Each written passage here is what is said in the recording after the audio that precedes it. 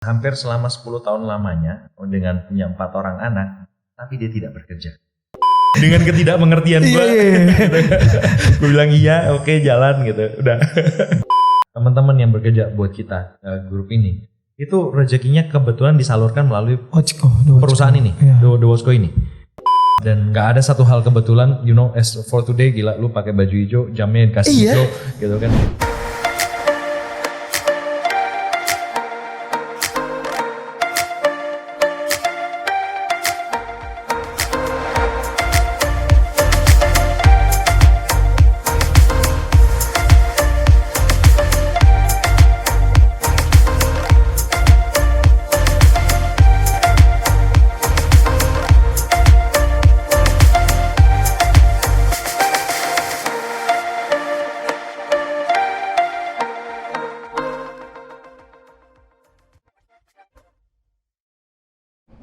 Ya, teman MHM Podcast, di podcast kali ini ya, di MHM Podcast kali ini kita kedatangan seorang bintang tamu yang bergerak di bidang usaha jam tangan khususnya.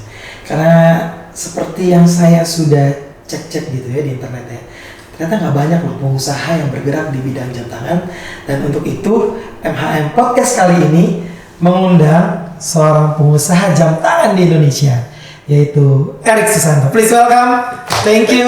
Thank you untuk undangannya. Thank you udah datang. Yes. Erik, dan thank you juga dapat hadiah jam tangan hari ini langsung dari yang punya. Yes. Mereknya Timex dan persis banget warnanya hijau sama seperti outfit atau baju yang sekarang saya sedang gunakan. meant to be. Dan pas banget gitu loh. Iya kan, ukurannya juga pas banget. Exactly. Thank you banget nih. Yes. Erik, aduh luar biasa. Erik Susanto. Yes. Sebelum kita mulai ngobrol-ngobrol di MHM Podcast, ada namanya quick test. Oke. Quick test itu dites yes or no atau A dan B, pilih salah satu. Atau ya jawab dengan cepat gitu kan. Pertanyaan yang saya sampaikan nanti ke Erik gitu ya. Erik Susanto, pilih jam tangan kulit atau jam tangan besi?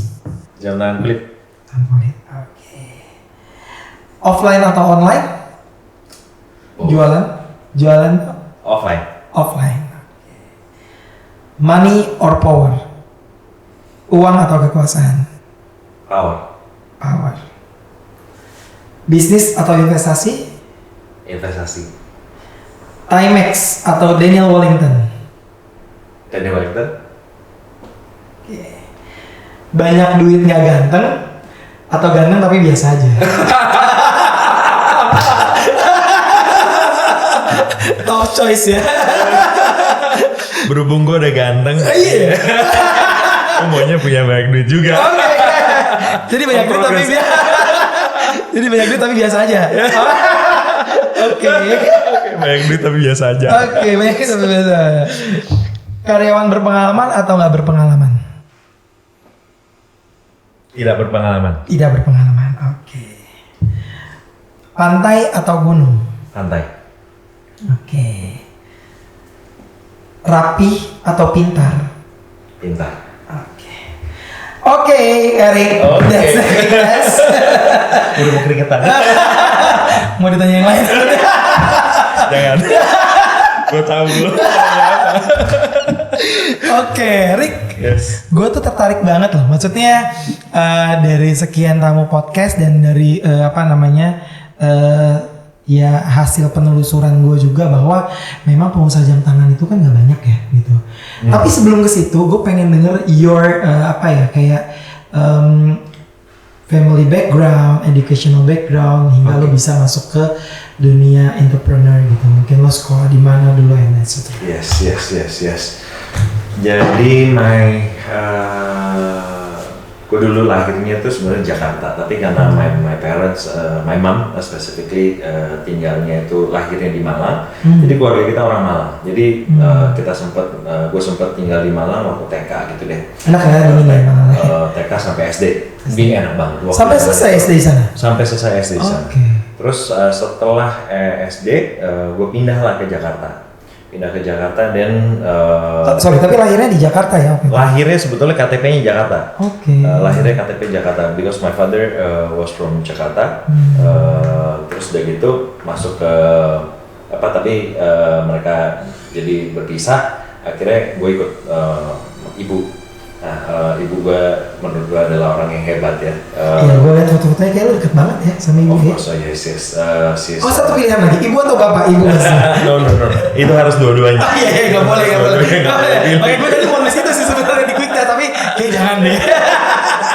Oke. Dua-duanya. Tapi gue lihat kan foto-foto lu tuh kayaknya deket sekali sama ibu ya. Iya. My mom itu memang sangat inspiring buat gue karena dia seorang single parents dan punya 4 orang anak. Lo anak ke? Anak paling kecil kebetulan. Oh, Yes. jadi dia survive untuk membiayai si 4 anak sendiri nih. Betul. Dan Sorry, itu, karena your parents divorce. dan itu menurut gue perjalanan hidup yang sangat menarik karena justru kalau boleh gue ceritain sedikit tentang nyokap gue. Nyokap gue itu pernah menjalani kehidupannya dia hampir selama 10 tahun lamanya dengan punya 4 orang anak, tapi dia tidak bekerja. Oh really? Bukan karena dia orang yang kaya, tapi dia itu hanya menjadi seorang pendoa. Kayak pastor gitu atau pendeta. Doa tuh? Pendoa tapi pribadi ya, jadi maksudnya kayak anyone have a Ustadz problem. gitu ya kalau di Islam? Bukan, beda juga. Doa tuh Kalau Ustadz ada, ya mungkin kali ya, bisa dibilang kayak begitu. Tapi jadi orang itu mau datang ke dia untuk minta doakan kalau mereka kan mencari kayak gue butuh guidance nih, gitu. Sebenarnya begitu. Mirip Ustadz. 10 tahun lamanya. Itu di Malang? Itu di Jakarta. Di Jakarta as a pendoa? As a pendoa. Gitu. Oke. Jadi kita hidup itu benar-benar dapat dari berkat orang-orang yang datang, menurut gue jalannya Tuhan gitu. Ya, ketemu sama dia, minta doakan dan terus gitu. Jadi kita uang sekolah itu sampai 2007 gue pernah ngalamin nih bahwa gue kuliahnya di Beijing. Oh, kuliah Beijing. Gue kuliahnya di Beijing. Tapi sekolah SD sampai Malang, SMP, SMA Jakarta. Jakarta, betul. Itu masih nyokap terus tuh yang support. Semua. Ini lucu banget gitu. Jadi waktu kuliah itu cuma nanya gue gini, kamu mau nggak kuliah di luar negeri? China. Exactly, langsung Beijing dia sebut. Karena gue maunya salah satu anak gue itu bisa ngomong Mandarin gitu cerita dia. Oke, sure, why not gitu kan. Back then gue nggak ngerti gitu apa sih kesulitannya dia mencari uang dan lain sebagainya gitu kan. Jadi gue cuma bilang oke aja. Tapi lucunya waktu gue pergi ke Beijing itu, gue masih ingat tahun 2007. Bayangkan nyokap gue itu, gue minta uang gitu. Pulang ke Jakarta minta uang sama mama. Mah, minta uang jajan dong gitu. Terus dia kasih ATM. Isinya cuma 1,7 juta rupiah tahun 2007. Which is udah lumayan atau pada saat itu nggak cukup lah ya ke Beijing ya? Iya, karena tuition fee-nya aja pasti berapa kan? Exactly. Benar, lo beasiswa scholarship or Enggak. totally full dari keluarga? Dari nyokap. Itu lucu banget. Terus udah gitu, gue kayak, kok dia nggak punya uang gitu kan? Tapi dia pengen banget anaknya ke Beijing gitu kan? Terus udah gitu, gue nanya dong, pulang kayak balikin ATM-nya gitu. Terus udah gitu, ya udah deh, gue nggak minta uang jajan hari ini. Kebetulan teman-teman gue baik-baik juga. Jadi kita selalu share about lots of things gitu. Di sana? Di sini. Oh, di sini. Tapi waktu itu kan gue bilang sama dia, tapi minggu depan gue mau ke Beijing loh. Mau ke Beijing ini tiket pesawat segala macam juga. Mau pakai apa? Kebetulan tiketnya udah dibayar. Oh, udah, oke. Tapi terus mau pakai duit apa gitu? Iya. Terus udah gitu, jawaban dia cuma satu, doa. Terus gue kayak orang gila gitu. Back then, seriously, that was in my mind. Kan 10 tahun pendoa itu kali, jadi dia kayak, wow. Terus udah gitu dia bilang kayak doa aja. Terus 3 days after ada temennya minta tolong dia bawain uang 1 kresek, gitu, ditaruh di meja. Terus nyokap gue cuma bilang kayak, open it. Gue buka. Terus isinya ada uang. Oke, ini uang berapa buat kamu bawa survive buat 6 bulan. Ya udah, dan si survive gitu. Only for 6 months. Jadi dikasih uangnya partially gitu lah. Udah, uang buat kamu berapa bulan gitu ya. Oke, gitu. Bentar deh. Kejadian si temen nyokap lo datang dengan bawa uang itu Ujuk-ujuk memang. Karena memang minta Oh, tolong. nyokap emang minta tolong. Minta tolong sama nyokap, tolongin dong. Untuk didoain gitu-gitu. Bukan untuk didoain. Waktu itu ada kasus yang lain lah. Oke. Ada minta tolong. Setelah yang lu bilang nyokap ke lo doa aja gitu. Iya. Itu berapa lama tuh? 3 hari. 3 hari ini datang. Yes. Minta tolong gitu-gitu. Yes. It's like a miracle ya. It is a miracle. It is a miracle gitu kan. Jadi Wow. gue itu sangat menarik. Jadi dari kehidupan nyokap gue bisa melihat banyak miracle, keajaiban yang terjadi. Dan itu sangat membekas. Jadi boleh gue bilang kalau ilmu yang paling mahal yang gue bisa dapat dari seorang ibu gue itu pelajaran tentang bagaimana mempunyai keimanan tentang Tuhan. Dan itu very powerful. I think very powerful. Sorry bukan masuk ke sana, tapi your religion is Katolik. Katolik ya. Yes. Oke. Katolik. Iya, bukannya Katolik tuh sorry ya, divorce-nya agak susah ya. Setelah harus ke Vatikan apa gitu-gitu nggak sih? Waktu dia divorce, gue rasa dia masih Buddha kali ya. Oh I see, after that baru change. Oke. Baru ganti. Gitu. Oke. Oke. Gitu. Ya, emang politiknya ada hukum-hukumnya dikit kan? Iya. Dia tahu gitu ya. Terus. Iya. Gitu. Jadi sangat menarik. Setelah 3 hari itu datanglah bawa duit dan nominal duitnya waktu itu berapa? It's about 50 million. 50 juta. Cukup tuh ya? 20 juta buat gue untuk bertahan 6 bulan. Cukup tuh 20 juta 6 bulan juga ya? Cukup. Sekarang sih udah gak cukup lah. Sekarang udah gak cukup. Gila. Tapi itu menurut gue sangat pengalaman yang sangat menarik.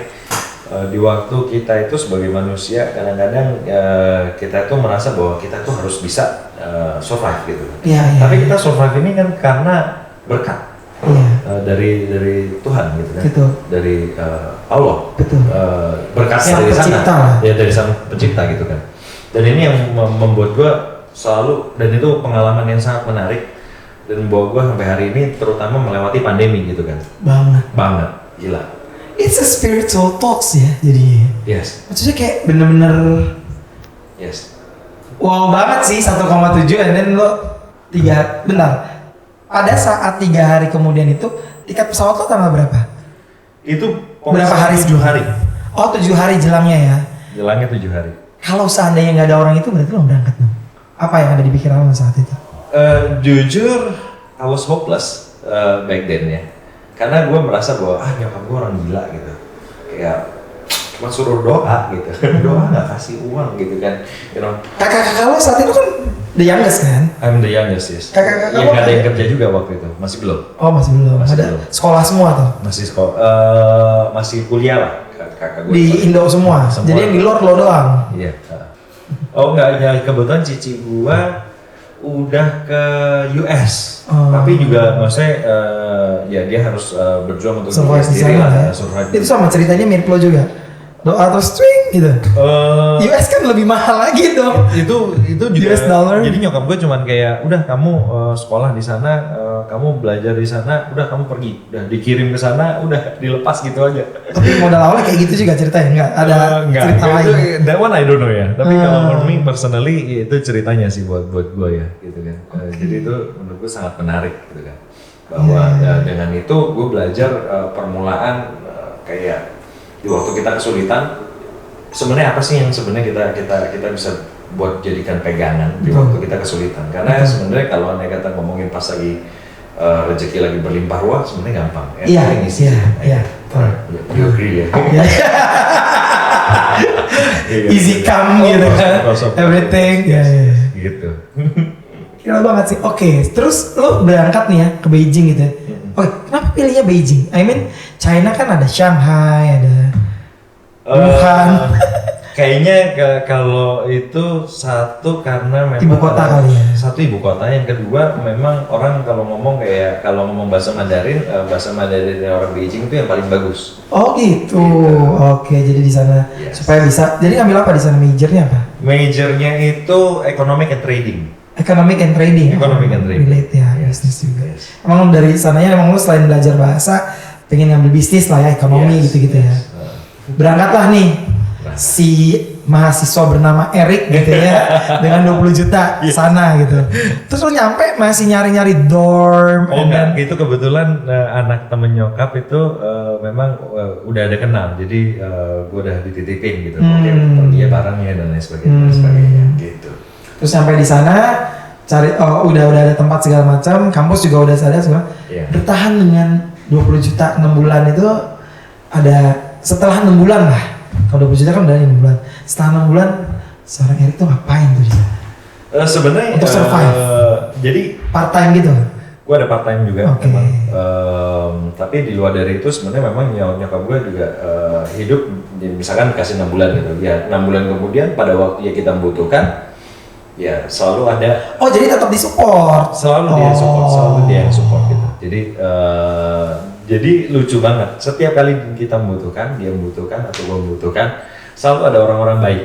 Selalu. Gila ya. Dan itu dari kecil ya? Dari kecil. Since in Malang ya? Jakarta ya? Baru pindah Malang. Boleh dibilang dari Jakarta. Dari Malang lah sebetulnya. Malang ya? At least as far as I can remember ya itu dari Malang lah gitu. 4 orang loh ya? 4 orang. So, it's impressive gitu kan, bahwa maksudnya satu yang dia sangat banggakan dan gue sangat bangga juga bahwa kalau ngomongin kekayaan tentang orang itu relatif. Betul. Tapi kalau ngomongin nggak punya hutang itu menurut gue juga kaya. Nggak punya hutang itu kaya? Nggak punya hutang itu kaya. Lo nggak mikirin cicilan tiap bulan gitu ya? Apalagi during pandemi gitu kan. Tuh kalau ada kata during pandemi lu punya utang gila, lu tadinya pakai Mercy whatever gitu. Terus gitu pulang lu ngeliat tagihannya semua ngebludak, lu nggak bisa bayar kan, malah lu juga benar. Pelajaran berharga banget sih. Itu jauh lebih sulit gitu. Tapi banyak pebisnis juga akhirnya memang nggak bisa kita bilang bahwa kita meniadakan namanya hutang ke bank apalagi gitu ya. As a business ya. As a businessman gitu kan. Tapi memang menurut gua, jadi kalau ngomongin kayak dia punya prinsip hidup yang sangat kuat bahwa gua tidak akan pernah berhutang. Gitu. Nyokap. Until now. Utang sama anaknya ada nggak? Gue Utang ke bank ada, utang ke anaknya ada. Gue yang utang. Tapi hal yang lo pelajari sepanjang dia survive untuk menghidupi 4 anak, 2 anak di Amerika, mungkin pernah ada petuah, kata bijak atau prinsip yang ditanamkan ke 4 orang anaknya yang masih lo ingat sampai sekarang tuh apa? Dan relate ke menjalankan bisnis lo gitu. Menurut gue bukan hanya dengan kata-kata kali ya, tapi dengan perbuatan. Perbuatan inilah yang menurut gue lebih membekas karena it's easier to learn by the example gitu. Jadi dia benar-benar nunjukin kayak gini loh gitu. Dia punya uang misalkan anggap aja 50 juta gitu. Ya. Dia bisa loh berbagi kayak separuhnya 40 juta gitu. Serius? Bisa. Oh ya? Yes. Itu yang kayak dibilang sedekah nggak bakal bikin miskin ya? Yang menurut gua justru waktu hari itu, waktu dia melakukan hal-hal seperti itu, menurut gua itu very conflicted. Anak lo lagi deg-degan nih, sekolah kebayarnya gitu ya? Exactly. Ya kan? Exactly. Lo pernah ngomong kayak gitu? As a child? Mau pilih dia kan? Kakak lo juga enggak. Tapi menurut gua it very conflicted gitu. Especially for me kalau kita pebisnis ya. Kita pebisnis itu kan kita ngomongin tentang forecast. Betul. Uang planning business plan, betul. Exactly right. Gitu. Mana ada pebisnis yang udah top level nggak ada punya planning kan? Make sense gitu kan. Gue belajar dari sana, tapi menurut gue sisi ini tuh juga sangat menarik gitu sebetulnya. Sisi berbagi ini. Yes. Oke. Sisi berbagi ini menjadi sangat menarik gitu ya. Gitu. Jadi 90% dari duit yang dia punya gitu ya. Let's say 50 ya 40 mio kan. Almost 90%. Bisa gitu. Dia bisa melakukan itu dan dia nggak takut bahwa gue kasih ini besok gue pasti akan diberikan lagi, gue akan dapat lagi. Asik banget. Dia ini maksudnya menurut gue sangat menarik bahwa Tuhan, kebetulan kita Katolik jadi dia base-nya tuh doa kayak kalau ke Muslim kan ke Mekah gitu kan. Saya tuh pergi ke Vatikan. Dia tuh bisa bilang kayak lagi nggak punya uang nih, Tuhan saya mau pergi ke Vatikan untuk doa di sana. Terus ada aja orang kayak ya udah lu berangkat, dikasih tiket gitu. Itu tuh circle nyokap teman-temannya atau mouth by mouth? Dulu kan belum ada digital marketing lah, let's say. Nggak ada. Bener-bener ada orang yang selalu yang Tuhan kirimkan gitu, Allah kirimkan gitu, beneran. gila ya. Wow. Tapi memang maksudnya gini loh, dia bukan orang yang setengah-setengah ya. Yasin, kalau dia doa, dia benar-benar doa luar biasa gitu. Ada orang kan maksudnya terlalu seperempat gitu kan. Doa nggak cukup fokus, kerja nggak cukup fokus, jadi bingung gitu di tengah-tengah gitu kan. Jadi kalau yang kayak Ustadz, benar-benar Ustadz gitu. Ya udah jadi gitu, banyak kan yang Ustadz yang jadi yang fokus di situ gitu ya. Oke. Gitu.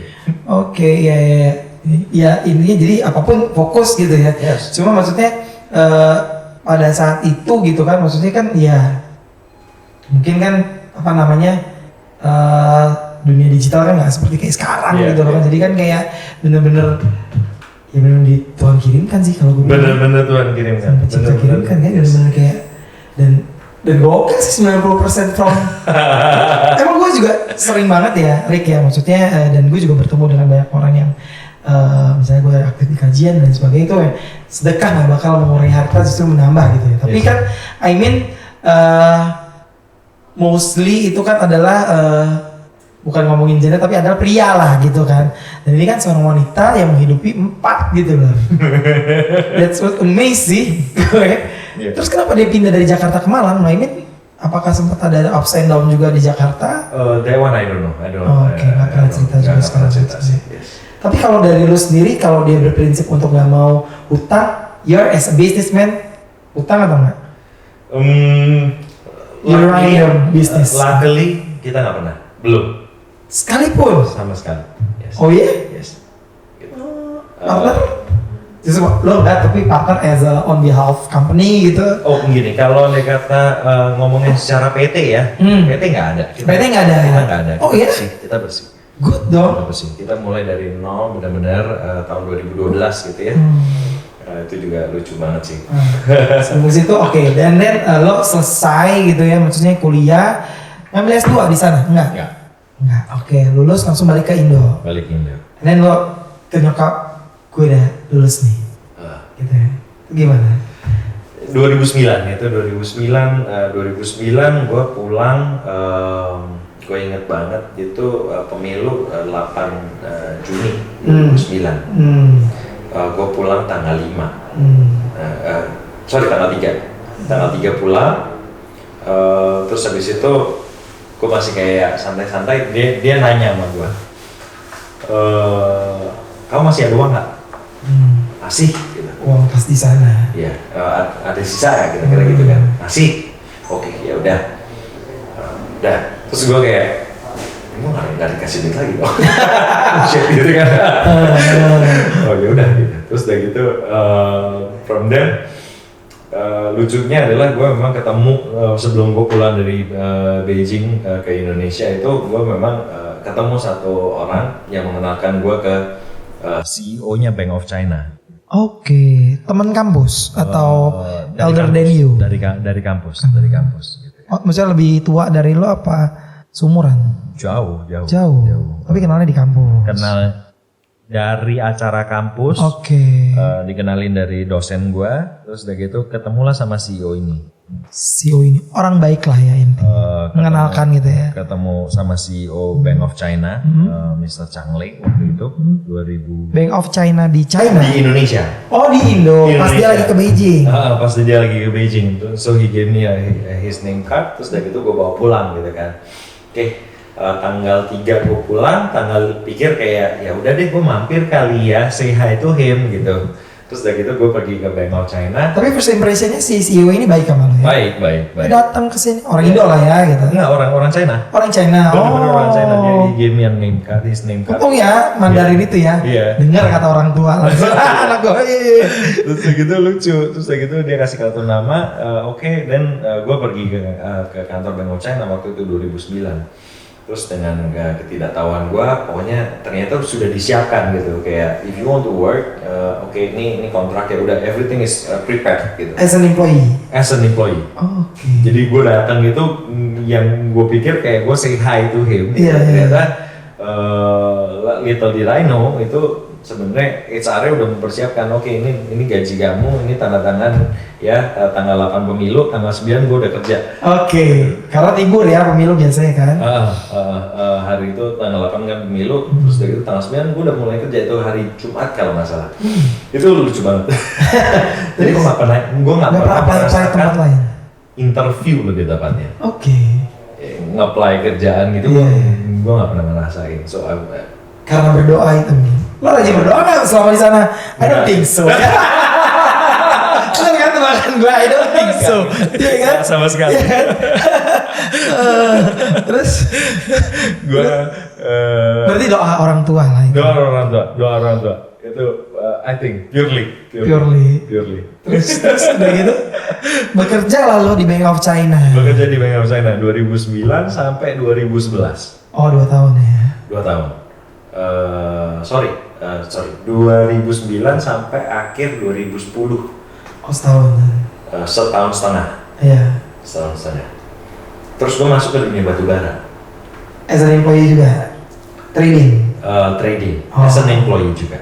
As an employee juga. Because our family don't have any company to run gitu kan. Jadi kita memang benar-benar gue kerja under one of the group, big group. I couldn't mention the group, tapi quite a big group di coal and mining. Sebenarnya mereka tidak, tapi jadi mereka tanya gitu, the boss, I know the boss, terus he asked me gitu, can you run this coal business? Gitu. I said yes, gitu. Tapi gue nggak bisa. Gue kayak, oh shit.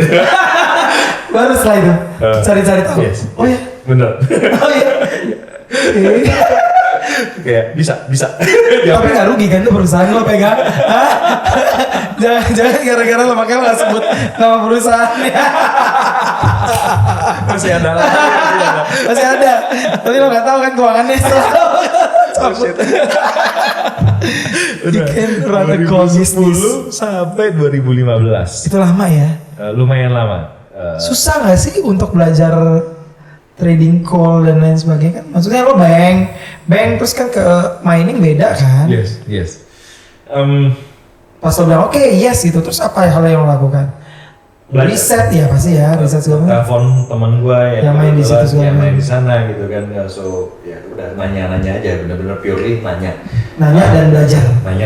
That's it gitu. Jadi nanya dan belajar tapi tetap digaji. Iya. Ngomongnya bisa dulu. Tapi ngalamin obstacles menjalaninya waktu. Oh sangat. Jadi bayangin pengiriman pertama itu kita mencari tongkang yang pengiriman dari Kaltim ke Jakarta. Itu gue mencari tongkangnya aja 1 bulan nggak nemu. Padahal temen-temen gue ini kalau ibarat kata kalau mereka nyari tongkang gitu ya. Teman lain di perusahaan lain ya? Di perusahaan yang lain itu kayak manggil taksi. Besok tolong kirim ya, datang. Gue nyari 1 bulan nggak ketemu. Because of the experience sih. No, I don't know. Tapi ya tapi kan dia emang main ini udah diminta tolong sama semua orang yang udah top level. Tetap mereka orang juga nggak bisa bantu. For one whole month, can you imagine? Oh iya? Terus udah gitu. Bos lo yang kayak gimana Rick? Progress gitu nggak? Exactly. Mati nggak nih? Nih mati nggak nih? Mati dari gue bilang gue pengalaman gitu ya. Dan lebih gilanya lagi, gue batubara itu transaksi itu gue udah beli, gue udah bayar uang batubaranya itu gue dari si perusahaan lo ini. Iya, dari perusahaan ini udah membayar di perusahaan di Kaltim 2 tongkang 10.000 ton, udah kita bayar. Tinggal tongkangnya doang, nggak nemu 1 bulan. And the craziest one sebenarnya waktu gue udah kayak gue udah nyerah deh, ini udah kayaknya bingung banget gitu. Karena nominalnya bukan nominal kecil, again gitu kan. I was the one that running the whole operation juga, dan itu nominalnya kalau kita bisa bilang batubara itu 10.000 ton ya, itu nominal sekitar 7 M lah. Oh wow, dan itu 2 tongkang itu 10 ton. 10.000 ton ya. 10.000 ton, sorry. Itu hampir nilainya sekitar 7 M gitu. Untuk 2 tongkang itu. Untuk 2 tongkang itu. Terus kan kalau ada late gitu kan kadang-kadang suka ada penalti lah apa itu, gitu kan. Jadi udah dibilangin kayak pokoknya 1 bulan ini harusnya nyampe ya gitu. Ternyata kita orang itu karena nyari tongkangnya 1 bulan, jedanya sisa 1 minggu. Dan gue tahu gue pasti bakal terlambat. Dan kalau terlambat itu dendanya nggak main-main. Batu bara itu nggak main-main. Serius itu around berapa waktu itu dendanya? Puluhan. Dari si 7M itu? Per hari ya, puluhan juta per hari. Per hari, kali 30. Hampir ya waktu itu kan, tapi nggak jadi kan? Jadi kebetulan waktu itu tuh perusahaannya bilang ya, lu datang tanggal 7 ya gitu. Posisi gue dapet tongkang itu tanggal kayak 28 gitu. Ini tanggal 7 gitu. Terus dari gitu, jadi gue sisa, gue tahu nih pengiriman ini nggak mungkin nyampe. Tapi another miracle happen again gitu. Gue bisa dapetin batu bara yang udah nangkring di sebelah pabriknya. Bener-bener di sebelah pabriknya dengan harga super murah. Dengan itu karena lo turun sendiri kan? Karena gue turun sendiri, memang gue turun sendiri. Cek setelah telepon top level nggak ada yang tembus. Iya, gue turun ke bawah, cek. Terus dari gitu, adalah ini batu bara yang super quality, harganya murah, nggak tahu kenapa dijualnya super discount. Terus gue jadi dari stockpile gitu kan, stockpile batu bara ini kirim ke pabrik, udah. Dan my first deal, I thought I was gonna lost so much money, and yet gue bisa ngebukuin untungnya 20% sekali deal itu. Pada saat itu ya? Pada saat itu. Tapi untung nggak jadi kan tuh si penalti dan lain sebagainya. Nggak jadi penalti karena gue dapet alternate source gitu dari sebelah. Jauh lebih murah itu. Dan jauh lebih murah itu. Kita tuh at least 20 to 30% lah profitnya, clean profit. Oh iya, net profit? Net profit, dan you can imagine di dunia batu bara untuk dapetin net profit 30% itu it doesn't make sense. Karena nilai sebesar itu, misalkan kalau anda kata 7M, kita ngomongin 5% itu 350 million. Iya. Kalau ngomongin 20% itu udah 1.4. Iya. Imagine gitu kan. Wah, everyone wants business kalau gitu ceritanya gitu. Dan one single deal, one single blow. Gitu kan. Oh iya? Yes. Tapi bentar, posisi lo itu di mana? Maksudnya di bagian emang sales atau? Gue di bagian operational. Oke. Operational. Yes. Soalnya kan sampai turun lapangan segala macam itu kan. Oke, terus setelah itu tuh lo dapat rewards atau? Enggak, karena perusahaannya kan masih baru juga hitungannya. Oke, tapi lo paling enggak sudah membuktikan bahwa at least ya. Paling enggak lo mengerti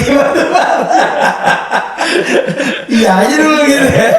Dengan ketidakmengertian gue. Gue bilang iya, oke, jalan gitu. Udah. Sekarang growth, sekarang oke. Tapi jadi after that, after 5 years, then I quit kan. Yang dimana sebenarnya kalau di tengah-tengah itu dari 2010 sampai 2015, gue bisa bilang dalam jeda 2010 sampai 2015, I have 3 jobs. Oke. At the moment. At that moment ya. At that moment itu gue punya 3 jobs. Satu trading batu bara. Terus kedua jualan jam tangan yang which I do right now, the Washco. Udah 2012. Udah mulai itu ya? Udah 2012. Oke. Terus habis itu satu lagi with my friends doing rental gitu deh. Rental alat berat. Oke, alat berat ya. Yes. Your company juga. My own company juga. Oke. Tapi maksudnya bukan ngomongin company lah ya, kita bisa bilang kita nyicil, punya uang, sisihin. Beli alat berat ini. Jadi alatnya punya perusahaan kalian? Jadi kita tuh beli alatnya dari satu gitu, benar-benar dari satu nyicil. Ya nyicilnya nggak tahu dari mana juga gitu. Sebenarnya boleh dibilang. Nah, belum kita masuk ke Washco ya. Yes. Itu 2012 lo udah punya gitu ya? Yes. Oke, bisa ceritain nggak awal mulanya berbisnis jam tangan? Yes. Yes. Daniel Wellington. My first brand. Yes. This is your first brand? Yes. Daniel Wellington your first brand? Yeah, our first brand. Yes. 2012 itu? 2012 itu. Kok kayaknya gue baru kayak notice di telinga gue tuh kayak 3 years ago dengan ABG sama kayak pangsa pasarnya sama ABG ya? Pangsa, ya lumayan. Oke. Mau sering main sama ABG. Dan Instagram ABG. Ini ya. Masih ABG. Terus. Iya.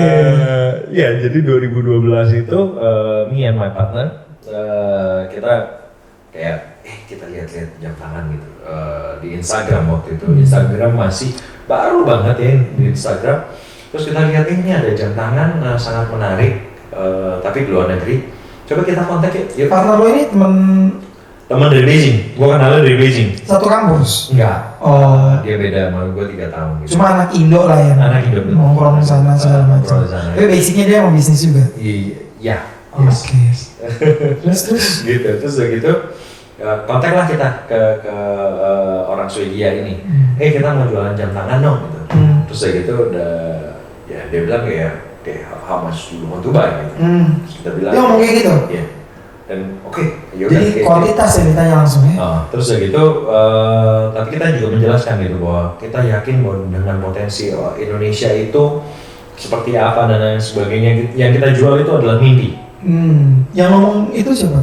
Me and my partner. Presentation gitu. Presentation ya. Kita jual mimpi gitu. Kita tuh ya kita bilang bahwa Indonesia itu, which I do believe, bukan hanya mimpi tapi I do believe at that time 2012 bahwa Indonesia ini akan membesar dan akan membaik. Keuangan kita akan baik, ekonomi kita akan baik. Lo ngomong gitu tuh, sama prinsipal gitu ya, sama prinsipal gitu. Lo ngomong kayak gitu? Yes. Jadi sorry, lo ketemu ke Swedianya atau by email? Oke. By email. Jadi kita jelasin bahwa potensi Indonesia itu, negara Indonesia itu seperti apa dan lain sebagainya. Terus jadi kita udah kirimkan itu, dia bilang oke, gue kasih lo target untuk menjual 1000 jam tangan di tahun pertama ya. Oke, tuh dia langsung approve ya. Ini yang dapat tentukan ya. Terus habis itu ya, oke lagi gitu, bisa gitu. Tanya di mana nggak tahu. Pengiriman dan cukai ya, iya kan? Impor kan? Terus. Nggak tahu, cuma bilang bisa. Oke. Even sebenarnya. Ganjar lu suka nonton ini ya, film Yes Man nih. Bisa ya dulu gitu. Terus gitu yang lucu adalah sebenarnya my partner ini the first buy-nya itu sampai pakai credit card. Belinya sampai pakai credit card gitu. Utang loh, tadi lu bilang perusahaan lo nggak ada utang. Perusahaannya nggak? Oh iya. Oh kita nggak pakai. Oh I see. Your credit card or your partner? Both. Actually dia yang lebih banyak. Oke. Terus gitu berjalan, kita ada uang juga. Oke kita rebuy dan lain sebagainya. Itu polanya jadi begitu yes langsung kan MH Podcast biar orang belajar bisnis juga kan. Itu polanya adalah approve by email, langsung lo lakukan pembayaran di nomor rekening yang tertuju. Yes. Nggak takut ditipu nggak sih? Orang itu nggak ngirim barang misalnya atau enggak sih, kebetulan waktu itu gitu ya. Kebetulan waktu itu tidak, karena mereka orang waktu itu di Instagram cukup booming waktu itu, dan gue cukup yakin itu legit. Tapi legitnya asin gini, kayak we have a sense bahwa kita ini sama-sama startup. Jadi dia startup juga ya? Dia startup banget, dia 2011 dia baru bikin. Danny Wellington tuh perusahaannya baru didirikan 2011. Oke. So 2012 gue udah beli dari mereka orang. So I could claim bahwa gue itu first distributornya Danny Wellington. First. In around the world. In around the world. Oh iya? Kalau di Indo? In the whole world. Sorry. Kalau di Indo? Apalagi di Indo. Jadi sampai sekarang maksudnya masih kan we are single distributor. Single distributor. Oh gitu. Jadi kalau ada ABG pakai ini punya teman gue tuh. Bisa. Gitu ya. Oh iya. 2011 baru. Apa yang melatar belakangin lo? Nih kayaknya produk ini laku nih dan kenapa jam tangan? Boleh gue bilang sebenarnya personally it was not coming from me karena itu dari my partner Teddy namanya. Dia yang punya, dia bisa melihat gitu. Ini jam ini bagus ya gitu. Yuk kita jalanin gitu kan. Karena kita berteman baik, jadi ya udah kita percaya gitu. Oke, yuk let's do it gitu. Jadi kalau boleh dibilang nggak usah dipikirin. Kalau ada ide, just do it. Ngapain dipikirin gitu? Ada apapun itu yang kita pengen lakukan, ya kita hanya eksekusi aja. Kayak main podcast. Oke. Gitu ya? Iya. Gue mau podcast nih. Mau aja dulu. Dari Dari. Terus. Jadilah ini episode kelima. Iya. Exactly. Benar-benar itu juga gue melakukan hal yang sama. Gue mau ini gitu. Dan itu keren banget gitu kan. Maksudnya kayak itu manifest gitu. Manifest dimana kayak when you believe in something and you like it, you just do it. And that's it. Apapun bidangnya. Bidangnya. Karena kalau kayak bank, mining, Terus and then jam tangan. ngaco banget. Ngaco banget sih. Kalau masih ada lifestyle-nya dulu masih oke lah, misalnya aparel gitu-gitu kan masih nyambung lah gitu kan. Oke, terus pakai kartu kredit ya, terus approve ya gitu ya, maksudnya berarti kan ya lo udah saling percaya lah dengan meskipun komunikasi by email. Nah, proses pengiriman segala macam itu lo belajar bareng sama si partner lo itu, masuk bea cukai ini itu gitu. Belajar bareng. Jadi kita kebetulan juga ya selalu lah maksudnya I do believe in many good friends gitu kan. Jadi ya selama apapun yang kita jalanin ya kita bisa nanya-nanya dengan rendah hati, kita bisa belajar dari orang-orang yang lain gitu. Dan kebetulan ya ada aja ada forwarder, orang-orang yang mengerti tentang bea cukai dan lain sebagainya, jadi perusahaan forwarding company. Lo ini yang sih bukan, beda lagi. Jadi ada teman kita yang memang perusahaan forwarding yang dimana kita bisa minta tolong sama dia, gue datengin barang, can you help me? Oh, jadi dia yang support ya? Yes, gitu. Jadi untuk membantu pengurusan aja gitu, pengurusan perizinan dan lain sebagainya itu kita dibantu gitu. Jadi kita dia gimana caranya kita bayar pajak dan lain sebagainya. Dia semua. Karena to be honest, back then gue juga nggak mengerti amat tentang perpajakan dan lain sebagainya gitu kan. Ada di slow loh kalau. Betul ya. Masuk. Terus. Jadi waktu itu memang begitu kita udah tahu, kita jalanin, kita beli aja udah. Terus ada aja orang-orang yang bantu kita, along with my other partner juga, yang dimana akhirnya kita ini berjualan melalui bazar. Bazarnya namanya Breadspot. Iya, Breadspot yang itu yang Oke. Bazar Breadspot itu pertama kali Danny Wellington datang ke Indonesia, itu gua bertiga sama my partner itu jualan di Breadspot. Iya, happening sih sampai super berapa tahun gitu kan? Super.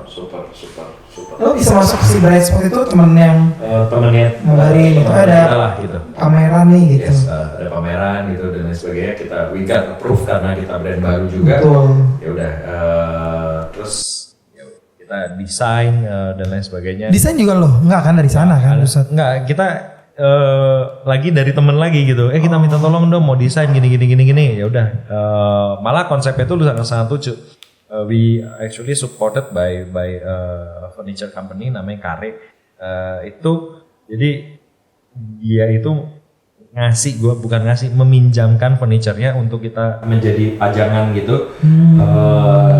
Dengan cara istilahnya dengan syarat bahwa gua juga akan membantu dia menjualkan furniture-nya. Iya. Yang padahal sebenarnya jujurnya ya kagak jual sih sebenarnya. Oh iya. Nggak jual furniture, susah kan. Iya. Kan? Tapi karena di Breadspot gitu. Tapi waktu itu di 3,5 hari Breadspot pertama kali kita pameran pertama kali kita bisa jual hampir 80 piece. Dari yang tersedia? Dari yang tersedia mungkin hampir 100-an, I forget, tapi ya 70-80% ya? 70, at least 50% lah kita jual. 50% ya?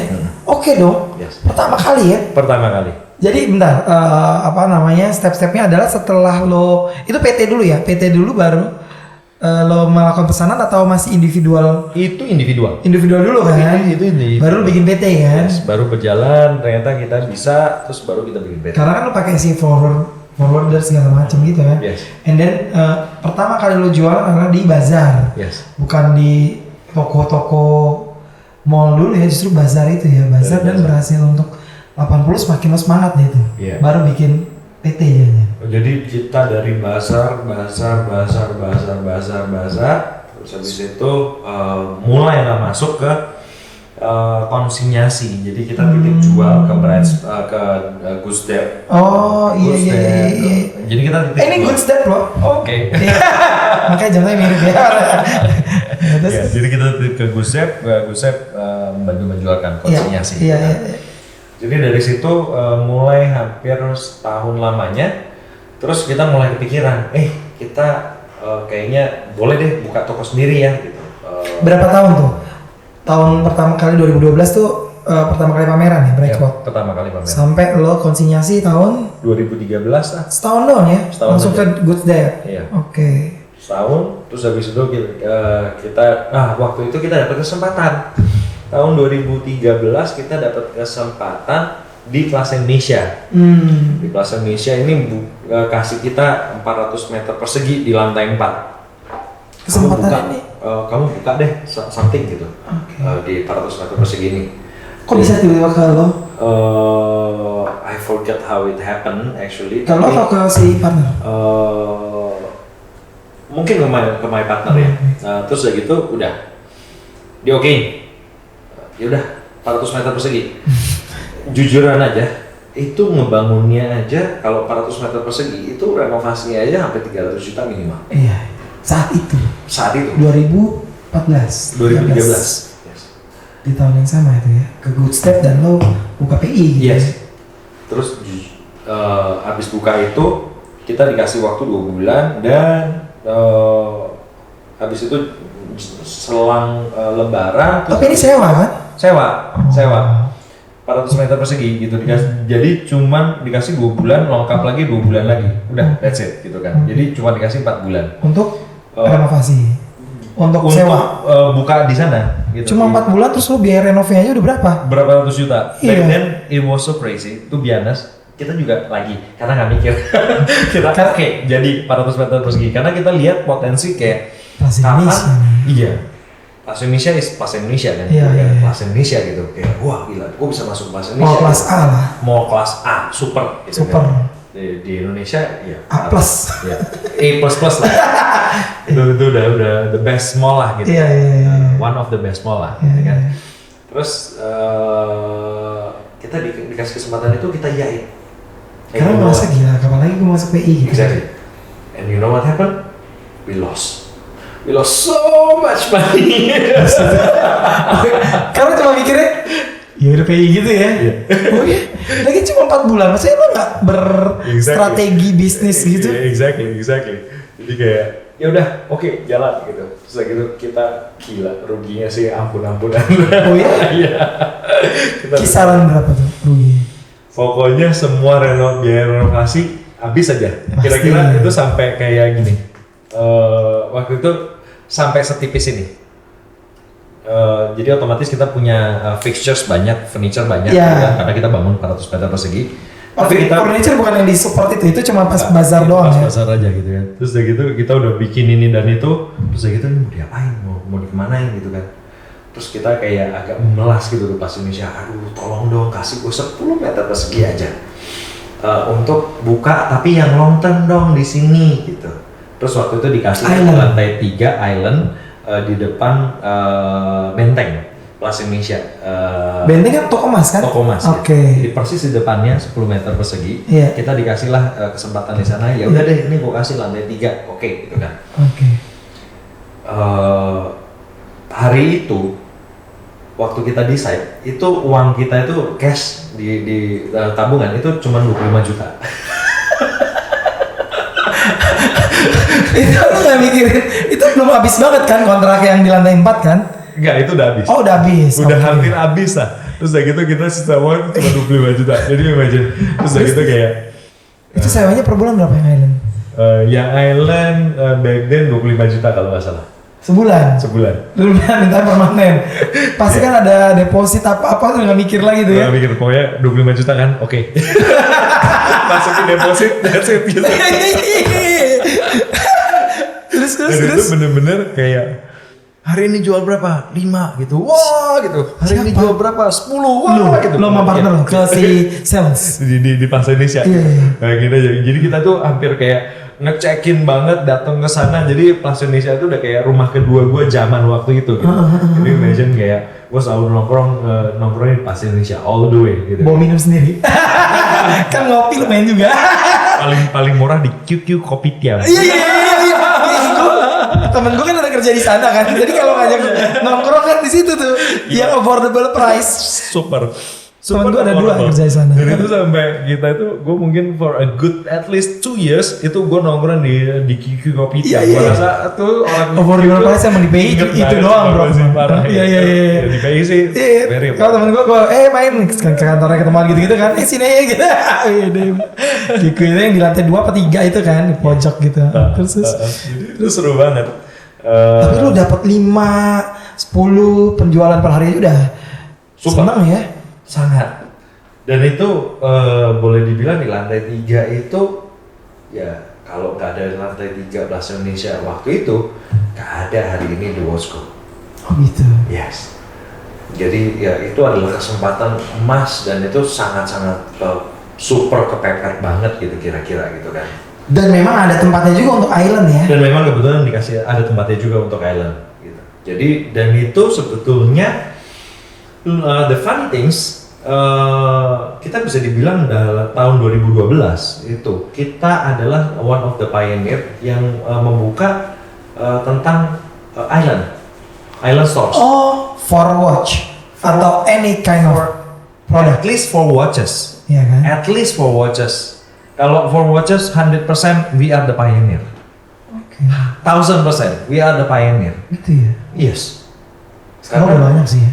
Ya, sekarang udah mulai bertumbuh gitu kan. Tapi bisa dibilang bahwa kita adalah pionirnya. Tapi pioneer yang sangat kebetulan. Esin begini, kan kita nggak punya dana untuk membangun toko seluas 100 meter persegi dengan stok barang 100 meter persegi yang dimana stok barangnya udah berapa miliar.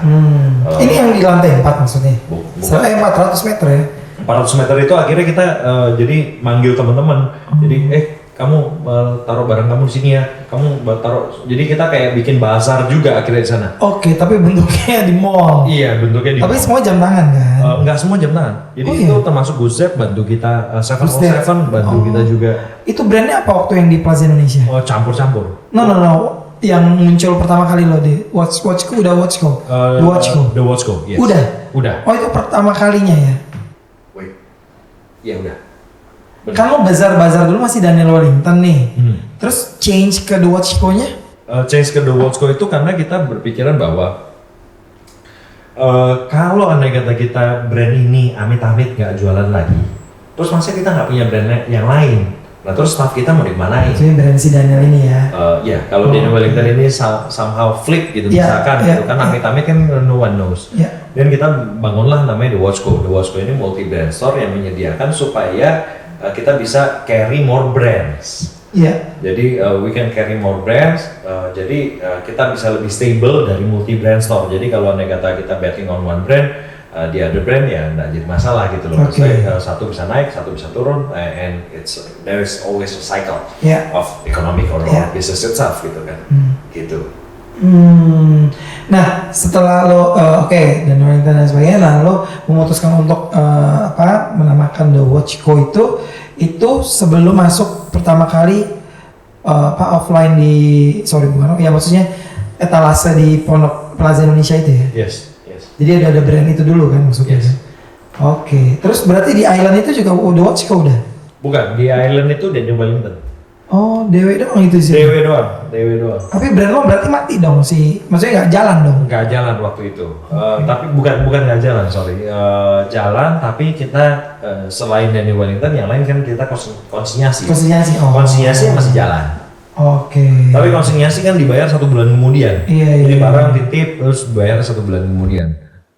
Berarti cash flow-nya kan agak lambat menurut Betul. Bisa dibilang agak lambat. Oke. Tapi kan brand si DW-nya ini terpampang di Island doang kan? Yang konsinyasi lain nggak lo tampilin brandnya? Nggak. Jadi bukan nggak ditampilkan lah. Tapi memang ya selalu ditaruh di furniture. Kalau di Guzep itu kan selalu ada gitu kan. Jadi orang tahu ya. Tapi nggak super exposure yang kayak Daniel Wellington gede gitu nggak ada. Jadi itu cuma dia udah jamnya ditaruh aja. As simple as that. Terus itu 2013 di Island berarti? 2013. Sampai saat ini? Kita masih. Si Island itu? Indonesia udah pindah lokasi. Kita dapat lokasi yang jauh lebih baik. Plaza Indonesia lantai 2. Daniel Wellington, it's the best. The best. Wow. Lantai 2. Lantai 4 tuh kurang ya? Feng Shui-nya juga. Lantai 4 Feng Shui kurang. Lantai 3 oke, lantai 2 Ciami. Lantai 1 the best. Cuma mahal juga pasti semuanya. Ya lantai 1 biarkan all the big boys aja. Iya. Kita ya ke lantai 2 aja cukup. Bener. Aduh, iya. Dulu tuh saya pernah ya tes-tesan ini ya, mesti kayak announcer gitu-gitu. Sebutkan brand-brand di lantai 1, Plaza Indonesia, gitu. Plaza Senayan zaman dulu. Terus kayak gitu. Knowing the brand ini kan. Yes. Oke, oh jadi sekarang di lantai 2 ya. Jadi berapa lama tuh di Island and then lo pindah ke lantai 2? Itu enggak detailnya mungkin tahun 2014 kali ya, kita udah mulai dikasih lantai 2 gitu. Udah lihat ya progresnya ya. Itu oke ya, waktu Island tuh oke ya? Oh sangat. Plaza Indonesia itu memang A+. You're very satisfied ya? Oh very satisfied. Itu boleh dibilang ya kalau nggak ada Plaza Indonesia waktu itu ya kita mungkin nggak secepat ini gitu, karena it's very prominent gitu kan. Jadi kalau kita masuk ke mall yang lain, kamu udah di mana Plaza Indonesia, that's it, oke, jadi gitu ya? Iya, Oh, iya. lumayan nih. Iya sih. Lumayan. Makanannya kiki diam doang. Padahal makannya gigi kopi diam. Oh gitu. Nongkrongnya Plaza Indonesia gitu. Iya, Itu iya. waktu itu Plaza Indonesia very hype gitu. Very hype.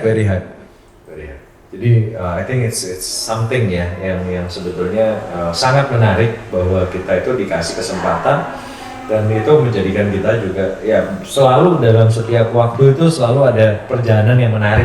Betul. Untuk kita bisa pelajarin dan kita bisa nikmatin gitu. Meskipun lo sempat bangkrut dan berapa tadi kerugiannya? Kisaran itu aja udah ratusan juta kan? Iya. Ratusan juta aja. Dan itu nggak buat lo kapok ya? I mean, oke kita cari tempat lain aja deh gitu kan, bisa dong ya kan? Udah kepalang basah kali ya. Oke. Udah bener-bener kepalang basah, jadi ya we got nothing tulus, ya udah adanya kayak begini, we try to communicate, terus kebetulan kita dapat kesempatan, and that's it. Atau mungkin karena lokasi lantainya juga ya, kayak orang Pasti. kan ke mall Pasti. sampai ke lantai atas kan pasti Pasti. takes ini banget kan. Pasti. Oh gitu ya, jadi setelah rugi sekian ratus juta dan lo akhirnya juga ya udahlah kepalang tanggung lah ya, di Island aja gitu, oke ya, tapi Yeah. salesnya oke ya. Selesai oke bang. Oke, nah setelah Plaza Indonesia, store kedua, ketiga, keempat, bisa ceritain nggak? Apa pemilihan lo di store ini, kenapa mall ini? Kalau Plaza Indonesia oke lah udah A++ gitu kan? Kalau bisa dibilang bahwa waktu itu kita pemilihan itu sangat mudah. Kenapa? Karena sebetulnya kita sangat percaya diri bahwa Daniel Wellington hari itu emas. Itu luar biasa. Jadi dimanapun kita buka, salesnya always amazing. Always. Can you imagine? Oh iya? Yeah. Always. Jadi kita the first 5 store itu benar-benar nggak mikir. Kayak Kok bisa kayak gitu sih bro? Lo cip-cup. Tapi memang maksudnya Marketingnya gini, gimana? kita mencari tempat yang strategis. Jadi kita ngeliat kayak oke, gue suka nih tempat ini, kayaknya. Jadi kita kelilingin mall. kita nih lo as an owner sama Yes. bukan staff R&D gitu-gitu ya? Nah, jadi kita keliling gitu sama staff juga ya kan, kita keliling, kita ngecekin, oke, kita percaya bahwa tempat ini adalah tempat yang terbaik. Ya. Tapi dengan batasan bahwa itu gut feeling, karena kita juga nggak apa sih yang terbaik, apa sih yang paling gitu kan. Tapi kita setelah kita kelilingin dan lain sebagainya, kita merasa bahwa oke, ini tuh pangsanya cocok, marketnya cocok gitu kan. Jadi ya kita baru oke ini. Jadi waktu kita masuk ke the first 5 stores that we have itu, it's kinda easy I would say, karena waktu itu Daniel Wellington cukup booming waktu itu. Jadi tapi maksudnya asin kita juga put 90% of our money put back to in the company gitu. Jadi 90% uang kita, ya apa yang kita hasilkan dari profit itu semua kita gulung ulang. Oh, return earning gitu ya berarti ya? Jadi kita put everything back into the company. Jadi ini udah untung, ya udah kita buka toko lagi, ya udah kita beli barang lagi, kita buka toko lagi, itu semua kita gulung terus. Mungkin at least for the first 5 years kita nggak terlalu ambil. Oh gitu. Iya. Terus lo living cost? Kan waktu itu kebetulan I also work for other company. Oh iya. Jadi ya back then sebenarnya masih ke handle lah ya. Oke. I have another job di sini ya. Jadi lo putar terus until 5 store tuh ya? Sampai more than that sebenarnya. 5 years, the first 5 years itu kita boleh dibilang 4 tahun sampai 5 tahun pertama kita bisa dibilang sampai toko kita 40 mungkin. 40? Iya. Sekarang berapa cabang total? Sekarang turun ke 12. Oh sejak pandemi kemarin? Sejak pandemi kemarin. Oke, jauh juga turunnya ya? Cukup jauh. Sebetulnya begini, jauhnya itu dikatakan karena 12 itu di Dev Store. Dev Store nggak performing. Iya betul. Not to discredit anyone, tapi department store kurang perform, especially for us. Lo supplies di Dev Store ya? Betul. Nah karena itu kita merasa bahwa ya lebih baik kita buka sendiri aja gitu, karena at the end of the day ya kita yang tanggung semuanya. Lagi pula kalau kita di Dev Store pun dibayarnya 1 bulan kemudian. Kalau kita punya toko ya kita dibayarnya besok. Ada yang jualan ya hari itu juga terbayar gitu. Oh enaknya kalau store sendiri gitu ya? Yes. Bentar, 40 cabang itu termasuk yang di Dev Store maksudnya? Betul, 12 itu Dev Store. 10 Dev Store, 2 toko. Jadi technically kita hanya tutup 2 toko selama pandemi kemarin. Oke, tapi sekarang udah ke lagi? Kita udah mulai renovasi lagi. Yes, jadi kita memperbaiki bukan hanya ngomongin jumlah tokonya, tapi kualitas dari toko-toko kita sendiri gitu kan. Iya, dijaga kualitasnya. Yes. Tapi menarik ya, maksud gue gini, you and your business partner itu memang nggak mengambil keuntungan, dalam artian keuntungan itu diputar lagi gitu. As a ya bisa dibilang new entrepreneur kan rata-rata kan kadang-kadang, wah apalagi lo pernah rugi ratusan juta kan di store pertama gitu. Itu apa yang membuat kalian sepakat ya, dua-duanya emang sepakat ya, atau emang bisnis strategi waktu itu? Ada 4 orang partner. Oh nambah lagi. Kita nambah lagi gitu kan. Oke. We inject more money, tapi from then on kita nggak pernah inject lagi. Jadi dari 2013 kalau nggak salah. 2013 itu kita udah nggak pernah. Jadi kita jalanin kan 2012 itu perkenalan kita lah. Betul. Jadi waktu nambah 2 orang ini ya sebenarnya timnya baru komplit gitu kan. Nah setelah timnya komplit ini ya kita baru bisa dibilang menuju permainan profesional gitu ya, gimana kita menjadi PT dan lain sebagainya. 2013 tuh ya? 2013. Pas PT udah 4 orang. Yes. Dengan strategi pokoknya kita putar terus dan lain sebagainya gitu. Yes. Jadi waktu rugi ratusan juta itu rugi berempat rugi gitu ya. Iya. Tapi nggak ada yang sampai yang gua cabut deh dan lo seperti enggak ya? Enggak. Antara sekarang tetap berempat. Masih. Wow. Keren ya, itu maksudnya benar-benar komit ya dari awal ya, dalam artian ya udah rugi bareng, untung bareng, terus strategi ini itu dijalanin semuanya. Yes. Oke. Tapi lu untuk menentukan satu lokasi itu manfaatnya as a decision maker atau ada salah satu yang kayak lokasi ini bagus deh. Karena as a partner, yang gue kenal tuh kayak gue gak suka sebenarnya lokasi ini ya, kayak gitu-gitu ya kan? Tapi kalau discussion selalu ada lah ya. Pasti lah. Kalau discussion no problem. Tapi memang kebetulan gue in charge fully untuk yang offline especially. Gitu. Jadi yang bawahi semua toko offline it's under my name. Oh, yang online ada lagi yang lain? Ada lagi. Jadi meskipun kita belajar bareng gitu ya. Tapi memang lebih ngomongin tanggung jawab gitu kan. Gitu. Nah kembali lagi berarti. Kenapa jam tangan? Karena waktu itu aja si partner lo ngeliat itu. Yes. As simple as that. Dan ternyata growth-nya oke banget ya. Impressive. Dan lo mungkin tahu ya, maksudnya pengusaha jam tangan di Indonesia juga gak banyak kan? Rata-rata udah ngomongin. Sekarang udah banyak ya? Sebetulnya enggak. Kalau ngomongin banyak sekali tidak. Karena sebetulnya kita bisa bilang grupnya mungkin kelasnya pemain kayak om-om yang udah 50, 60 years old. Jadi masuk udah di pemain generasi kedua mungkin. Nah kan yang kayak gitu kan? Ya, kebanyakan begitu. Kita kan boleh dibilang pioneer juga yang masukin jam tangan. Brandnya itu nggak di dalam grup. Danny Wellington ini kan benar-benar brand sendiri. Danny Wellington. Kalau yang lain kan biasanya kan ada grupnya gitu. grup Timex juga grup Iya. itu membawahi puluhan brand. Oh iya. Nah, kita itu Daniel Wellington ya benar-benar brand sendiri yang muncul sendiri, ya termasuk kita sekalipun gitu kan. Nah, selain Daniel Wellington brand apa lagi lo? Timex. Timex. Ini ya. Yes, Timex and Olivia Burton. Oh, itu brand yang ada di dalam perusahaan lo? Maksudnya kalau Akhirnya banyak. Kita ada Brown dari Jerman, ada Olivia Burton dari London, Timex dari US, produksinya di Filipina. Ada Daniel Wellington from Swedish company. Terus what else? Diwan Milano dari Italia. Oh iya. I think Itu the owner juga sangat. Lo single distributor juga? Semuanya. Dan itu layasnya masih yang kayak sebelumnya? By email atau? Kita udah bisa ke sana. Alhamdulillah. Akhirnya ya udah ada budgeting untuk gitu kan. Kita bisa pergi ke Swiss, ngelihat tempatnya di Basel, namanya Basel World. Basel World itu kayak tempat meetingnya jam tangan, ya semuanya di sana gitu. Oh iya. Aku juga baca ada pengusaha itu juga yang dari Swiss gitu ya dia maksudnya ya. Yes. Oke. Memang pusatnya ya lah ya di situ ya Pusatnya. Terus baru lo ke sana tektokan dan lain sebagainya gitu ya. Nih gue udah berhasil Daniel Wellington sekian gitu. Terus jadi kepercayaan juga ya dari mereka. Betul.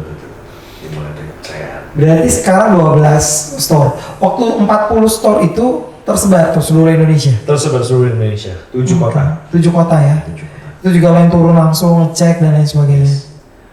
Wow. Nah, menariknya pada saat lo hiring karyawan gitu kan, maksudnya kan karena industri ini nggak banyak lah, misalnya kalau apparel, maksudnya pakaian itu kan banyak kan. Makanya tadi gue sempat tanya karyawan dan enggak, lo lebih pilih enggak gitu kan ya. Nah, itu apakah dari owner sendiri juga sempat atau bagian HRD yang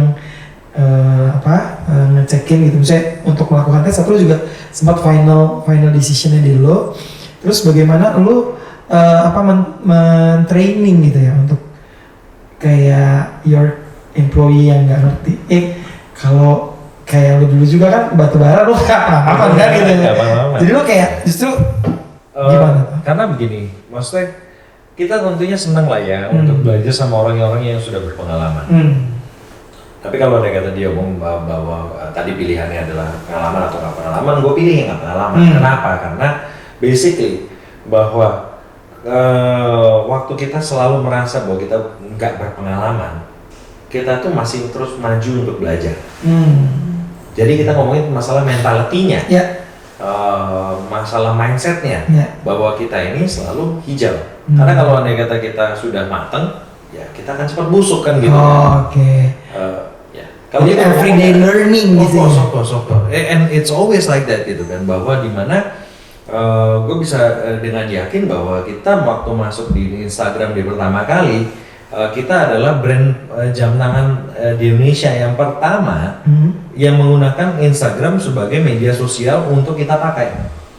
Berjualan, yes. Sebelumnya nggak ada tuh jam tangan? Sebelumnya nggak ada pemain jam tangan yang mengerti tentang Instagram. Sorry to say. Kenapa? Karena we are lucky enough, we are young enough, we are user. Kita ini Instagram user, gitu kan. Yang dimana kebetulan kita punya banyak teman-teman influencers, bloggers, artis yang sangat-sangat membantu, yang luar biasa membantu, supportnya begitu banyak lah teman-teman artis, Sandra Dewi, Raisa dan so many. Brand ambassador. Yes. Bukan brand ambassador lah, as a friend. Mereka membantu. Oh Support banget ya? gitu. For free? No. Gini. Affordable price lah ya. Kita nggak ngomongin free atau tidak free-nya ya, tapi maksudnya willingness-nya dan gue bisa ingat bahwa one of it yang paling menarik adalah si Daniel Mananta gitu kan. Iya. Si Daniel Mananta tuh sempat pakai Daniel Wellington dan menurut gue karena dia suka. And as simple as that gitu. Karena percuma lu kalau ada kata kasih ke influencer atau blogger yang dia nggak even suka sama produk lu, dan beda dong dengan cara apa yang mereka akan pakai dengan bangga atau tidak. Gitu kan. Padahal to be honest, dia bisa nggak beli Rolex, dia bisa gitu. Bisa sangat bisa gitu. Sandra Dewi gitu. Dia bisa she could afford any brand, any watch brand in this world, I would say. So called ya. Tapi maksudnya karena emang emosional, kedekatan emosional sama partner-partner kita juga.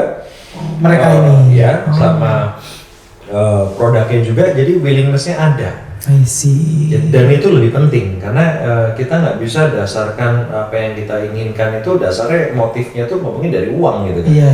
Kalau uang ya ada maksimalnya. Betul, gitu. betul. Tapi kalau passion, happiness, willingness ini beda powernya.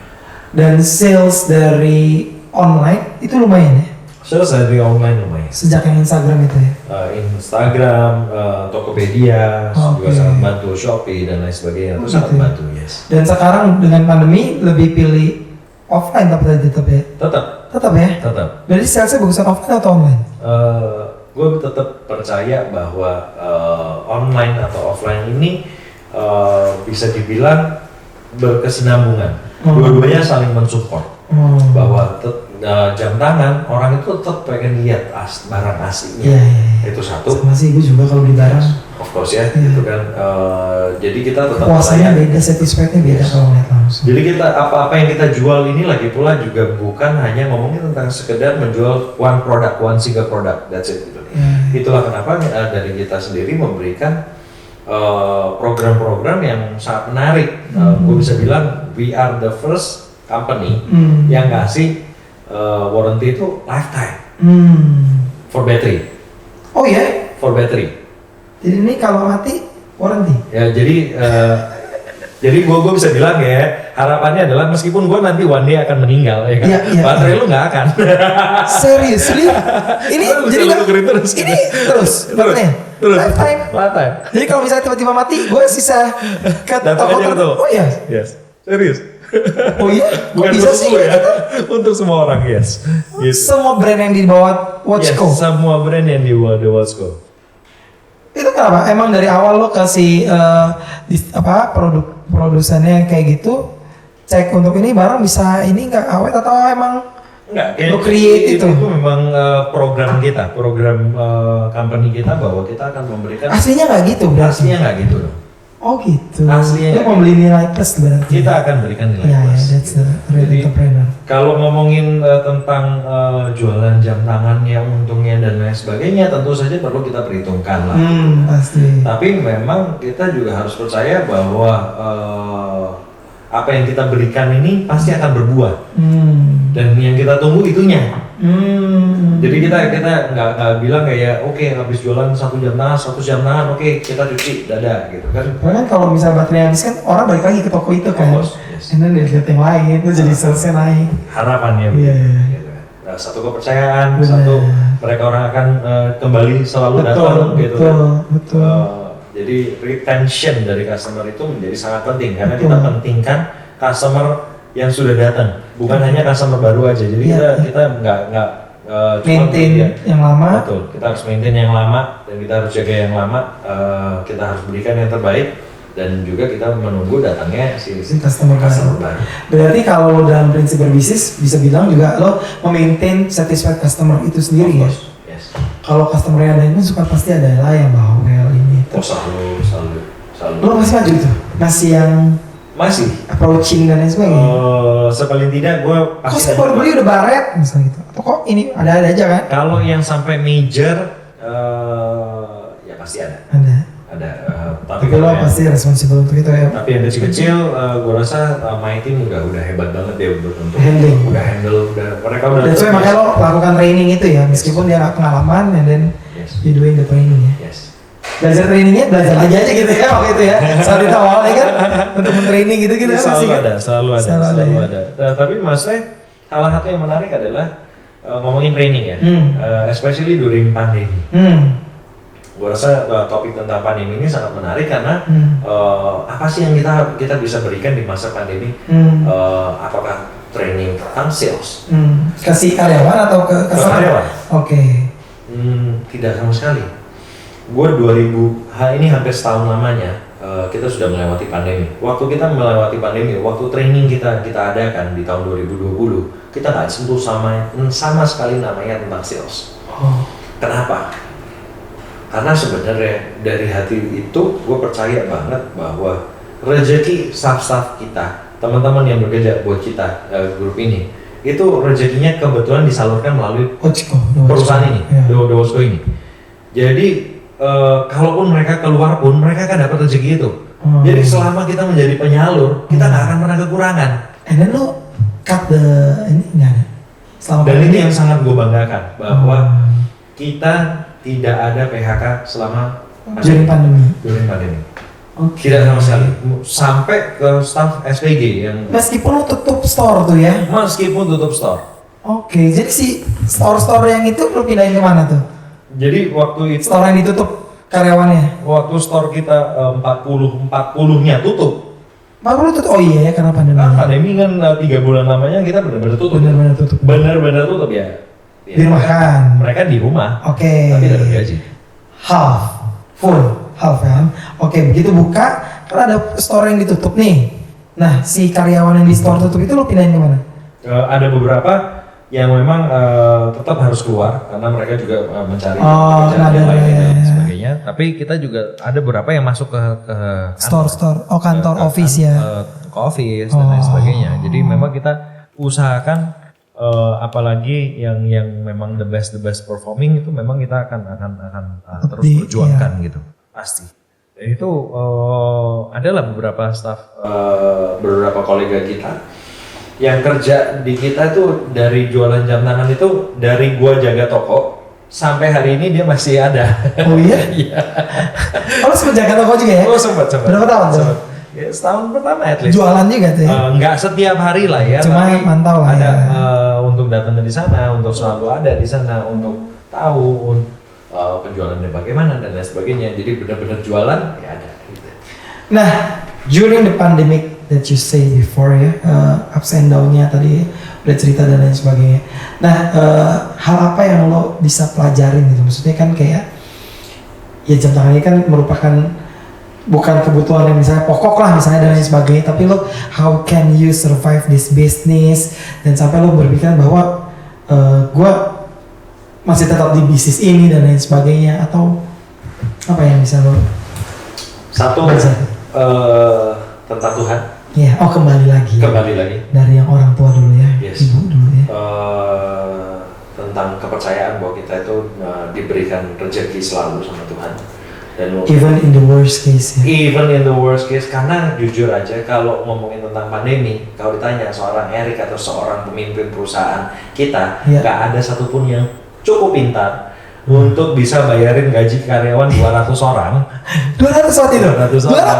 200? Jadi orang. office sama store gitu ya? Ya, gitu. 200 orang tanpa perlu nge-cut, dan uang kita kan bukan perusahaan super besar gitu. Betul. Hah. Jadi kita masih dalam proses membangun di Ngomong tahun itu 200 kita, oke lah. dan bisa kebayang bahwa kita harus membayarkan gaji karyawan 200. Itu kalau mau pakai logika kita udah hitung. Gua 6 bulan kalau gaji kayak begini, gua akan bangkrut. Kira-kira itu. Dan kita Lo udah and siap. your partner kan? Yes, we and our Company. business partner, our company itu udah siap bahwa kita ini akan bangkrut ya. Udah ngomong gitu? Udah ngomong.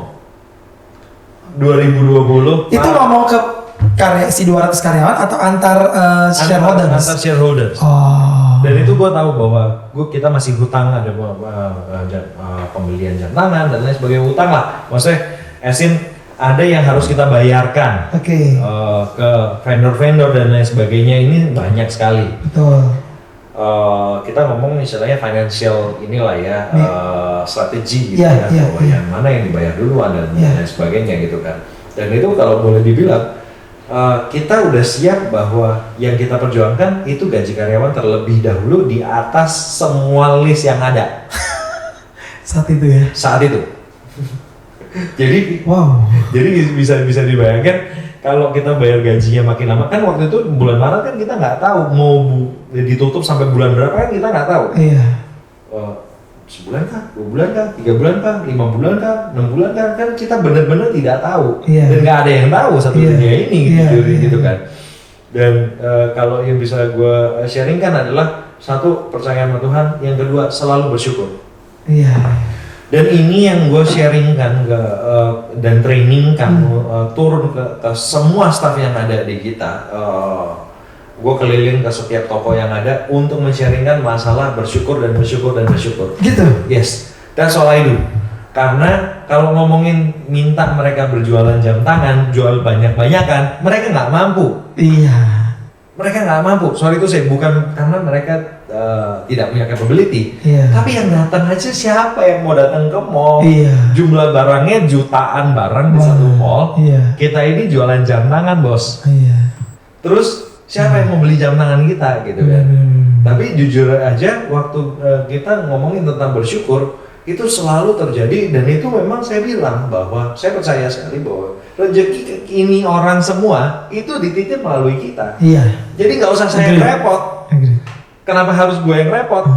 Tapi tugas gue untuk selalu mengingatkan bahwa kita semua doa dan doa dan doa dan doa. Caranya apapun, Muslim terserah, yang apapun itu terserah gitu kan. Dan especially during this time kan waktunya berpuasa ya, waktu puasa ini kan menjadi pengingat bahwa kita udah lewatin setahun. Perusahaan yang notabene nggak besar, nggak kokoh. Yang baru punya pengalaman 9 tahun. 9 tahun lumayan lah.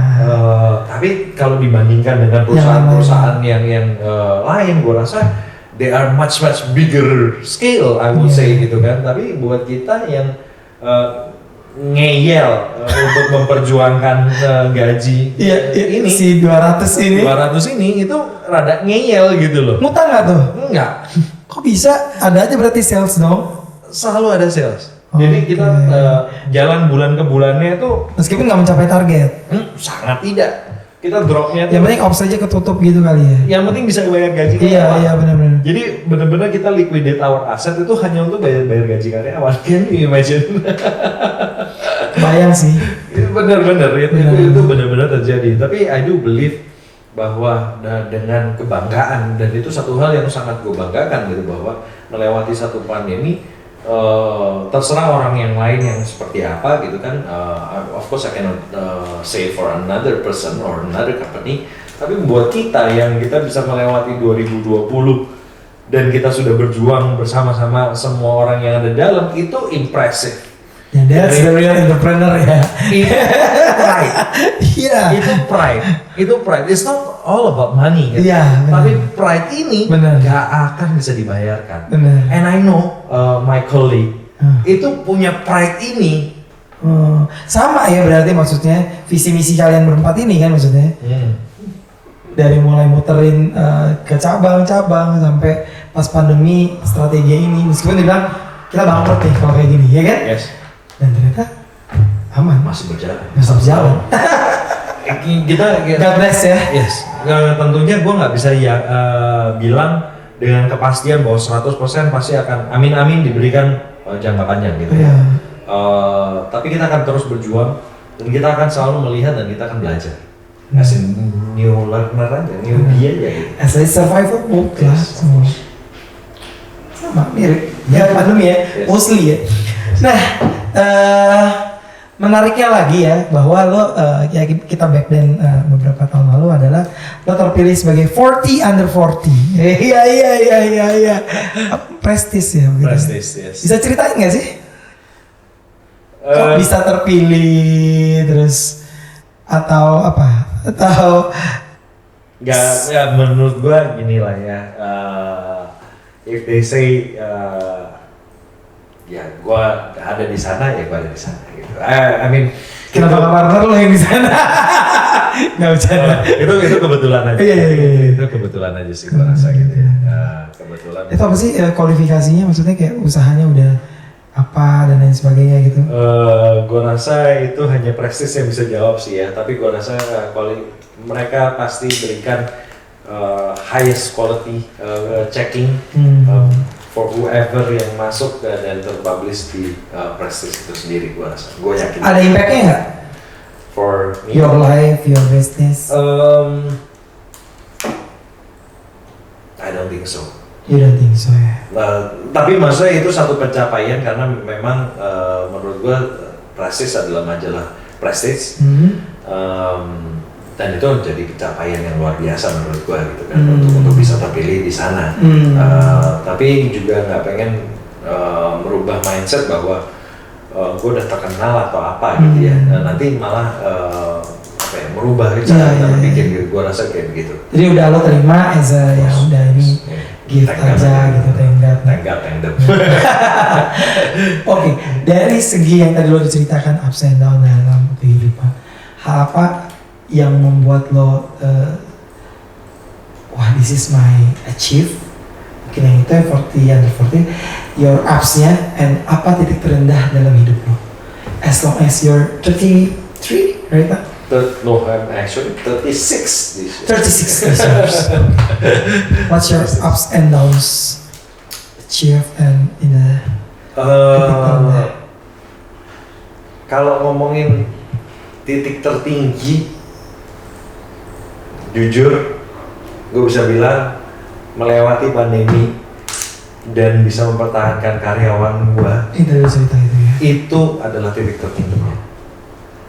Karena back then justru waktu gue merasakan waktu gue bermain batubara, trading dan lain sebagainya dengan segala keuangan yang gue bisa bilang sangat prime, sangat mudah. Gue menjadi sosok yang bisa dibilang sombong. Oh ya? Oh ya. I do believe you have to take 20% net profit gitu kan? Ya kan, kayak money easy. Yeah.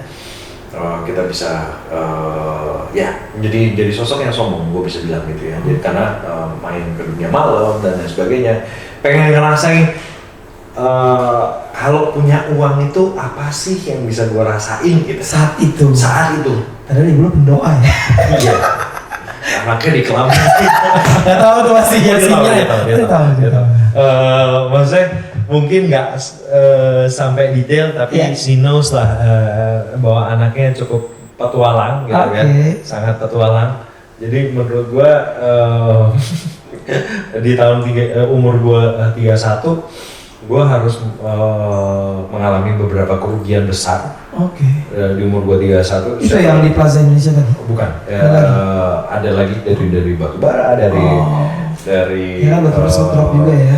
Invest di mana-mana, pokoknya that one whole year, apapun yang gua invest itu semua gua nuangin, gila. Oh ya? Iya. Gara-gara kehidupan malam. Menurut gua bukan hanya kehidupan malamnya, tapi I think it's a good cycle of learning. Oh iya. Bahwa ternyata pegangan gua, itulah kenapa gua bisa bilang bahwa waktu itu gua pikir gue pintar sendiri dengan rajin sendiri itu mencukupkan menjadi seorang pebisnis yang handal. Tapi menurut gue hari ini gue bisa bilang gue percaya bahwa kekuatan kita itu terbatas, tapi sang pencipta inilah yang tidak terbatas. Dan di waktu kita belajar dan memahami bahwa kita ini adalah bagian dan mempunyai cerita yang sang pencipta sudah arahkan, kita akan melihat lebih besar lagi arti kehidupan kita. Kembali lagi ke sang pencipta. Jadi titik tertinggi saat lo bisa bertahan di pandemi, terendahnya saat rugi tadi itu. Saat dimana 31 tahun tadi itu. Gue umur 31, tentunya gue bisa bilang titik terendah itu hanya dikarenakan gue tidak mengerti message-nya apa, kenapa gue harus rugi. Atau lo sempat berpikir hidup itu apa sih gitu gak sih? Ngapain sih? Of course. Ya saat itu ya. Kayak untuk for a short period of time, quite short, karena menurut gue lucky enough hari itu di umur gue 31 The Watchco ini memang masih ada berjalan dan karyawannya udah 80 orang waktu itu di umur 31. Jadi pribadi gue mungkin I lost a lot, tapi I still have this company gitu kan. I still have another baby gitu. This baby is actually not small either gitu kan. Jadi menurut gue sangat beruntung dan gue bisa dapat kesempatan, istilahnya dapat kesempatan kedua yang langsung. Jadi gue nggak mulai dari nol kembali karena gue udah punya baby yang sudah berjalan gitu kan. Jadi ini yang membuat gue cukup sangat bersyukur boleh dibilang ya gitu kan. Meskipun tapi tetap jatuh yang lebih terendah itu ya. Pribadinya ya, Satu ya, tapi company-nya tidak gitu. Maksudnya as your personal gitu. Yes. Karena kan waktu kita butuh apa segala macam ya besokannya yang tetap harus minta gaji dan lain sebagainya gitu kan. Tapi waktu itu ya benar-benar dari gue bisa bilang gue bisa spend puluhan juta atau ratusan juta setiap bulan gitu sampai harus ngulang gitu. Oh iya? Untuk lo sendiri tuh? Untuk gue pribadi sendiri. Oh, dengan modal 20 juta untuk membulan di China ya. Iya. Sampai akhirnya bisa buka sendiri ya. Oke, kalau tadi ngomongin sang pencipta ya, kalau lu udah nggak ada, lu pengen dikenal sebagai apa sih? Terus kalau udah ketemu si sang pencipta nih, apa ya, kalimat apa yang pertama kali lu pengen sampaikan? Pertama lo pengen dikenal sebagai apa dulu? Kalau gua pengen dikenal sebagai orang, dikenang sebagai orang yang menjadi orang yang bisa menyemangati orang lain, menjadi berkat buat orang lain. Pengen dikenangnya seperti itu ya? Pengen dikenang sebagai orang yang bisa menjadi berkat buat orang lain. Itu yang gue pengen. Oke. Dan begitu lo ketemu sang pencipta, kalimat apa yang lo pengen tanya atau pengen ngomong? Hopefully gue udah memberikan kebanggaan itu buat sang pencipta, udah ciptain gue. Oh gitu. Iya. Emang enough as a person gitu ya? Iya, of course gitu kan. Dan ya, karena kita nggak akan pernah tahu. Jadi harapannya adalah apapun yang kita lakukan itu ya sudah menjadi berkat buat orang lain. Dan I think that's the most beautiful things ya, to have or at least to have. Jadi as your purpose of life adalah menjadi berkat. Ya, jadi berkat. Buat orang lain ya? Buat orang lain. Oke. Back to business, setelah jam tangan ada rencana lain lagi, bisnis lain. Dan tadi kan sempat bilang invest. Yes. Ada investasi apa aja, bidangnya aja, nggak usah sebut ini. Di F&B, ada di F&B juga, terus kita lagi on progress di startup. Tapi memang semua, gua rasa memang masih on progress karena 2021 pandemi. Ini memang different. Jadi ya juga udah mulai belajar untuk berinvestasi kayak either in stocks atau in crypto gitu. Iya. Boleh main itu. Yes. Tapi yang tadi lo bilang itu tuh yang F&B dan sebagainya personal invest ya, bukan company ya. Personal invest ya. Kalau di bidang F&B gitu tertarik atau?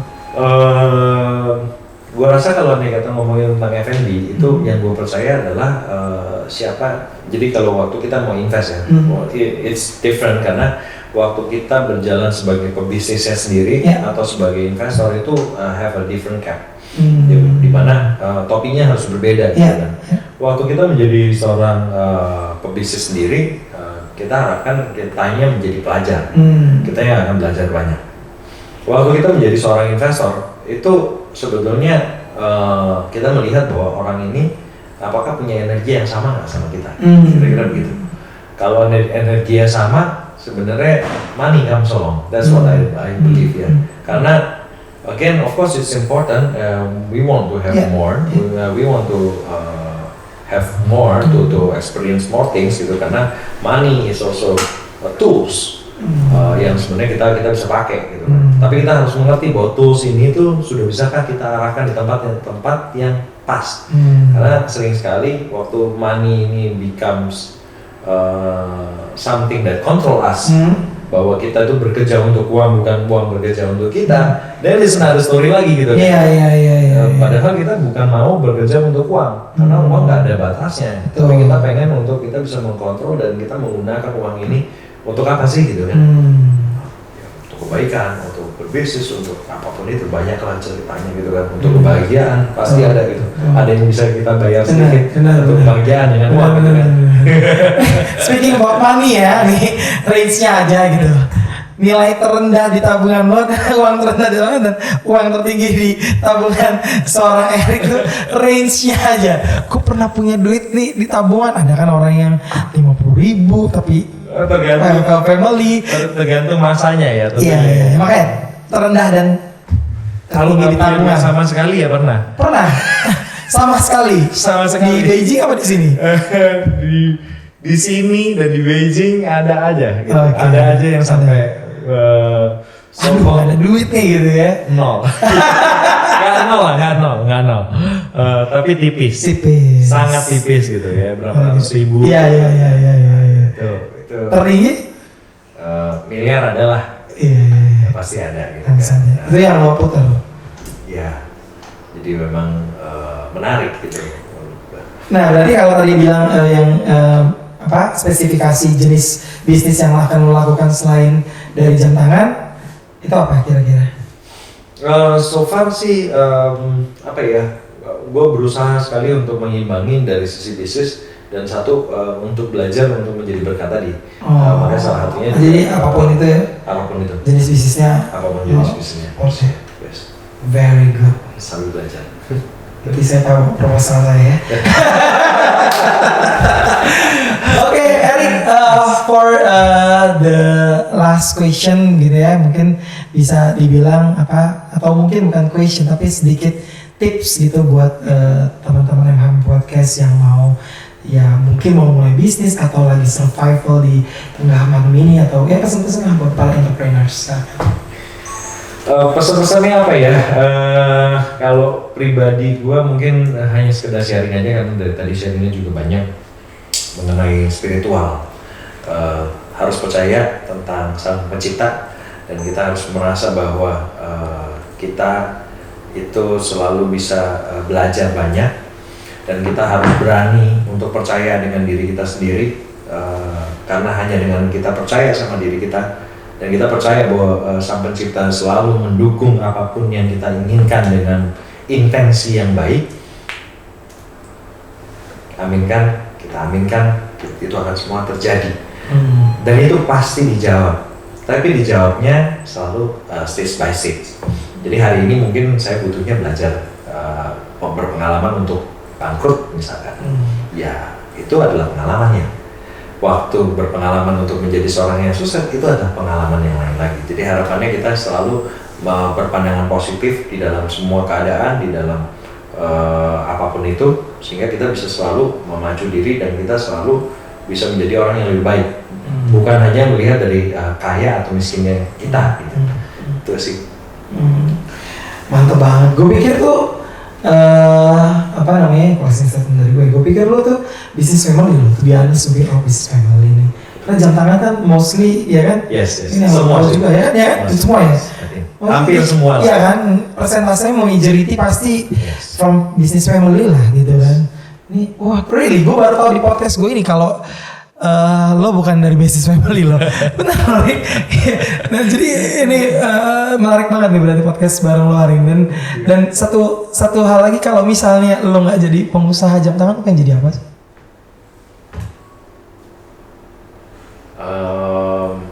Pendoa. Itu lo atau lo yang mau? Tapi maksudnya gini, kalau andai kata gue nggak jadi pebisnis lagi, karena pada prinsipnya gue pengen kalau hari ini ya gue bisa bilang gue pengen jadi berkat buat orang lain. Iya. Jadi maksudnya ini pendoa tadi itu ya. Bukan hanya pendoa lah ya, kita bisa bilang waktu kita gue punya pengalaman dan gue bisa sharing sama lu dan gue bisa menjadi pendengar yang baik atau gue bisa memberikan saran yang baik, itu juga sudah memberi. Iya, betul. Gitu. Jadi bukan cuma ngomongin masalah nominal atau angkanya berapa yang kita berikan gitu kan. Jadi I think to be honest, gue appreciate banget, I'm grateful udah diundang ke sini. Sama-sama. Dan nggak ada satu hal kebetulan, you know, as for today gila lu pakai baju hijau, jamnya dikasih hijau, gitu kan. Masih bisa bahas. It's always kayak God's timing banget gitu. It's God's timing. Hari ini ya kan? Yes. Baju hijau. Yes. Dan cerita-ceritanya tuh di luar konteks gue pikir tuh kayak ya taruh lah ya beberapa catatan gue pikir oke, bisnis family oke gitu. Sampai kalau cerita tadi dari yang Malang segala macam ya very inspirational lah. Thank you banget udah mau datang. Siap. Dan diundang hari ini. Siap. Dan yang pastinya sukses terus buat Duo Chico. Sama-sama. Bisnis. Thank you. Amin. Thank you. Erik. Ya, itu dia tadi Erik Susanto, teman MHM Podcast sebagai bintang tamu kita di podcast hari ini. Dan saya ngomongnya agak pelan karena very inspiring conversation with him. Dan bisa dibilang bahwa segala sesuatu yang dia peroleh sekarang ini merupakan hasil dari pendoa seorang ibunya, makanya dia dekat sekali dengan ibunya, dan berkat-berkat yang dititipkan dari tangan Sang Pencipta, Tuhan atau Allah ke dia melalui tangan dia supaya menjadi berkat bagi banyak orang.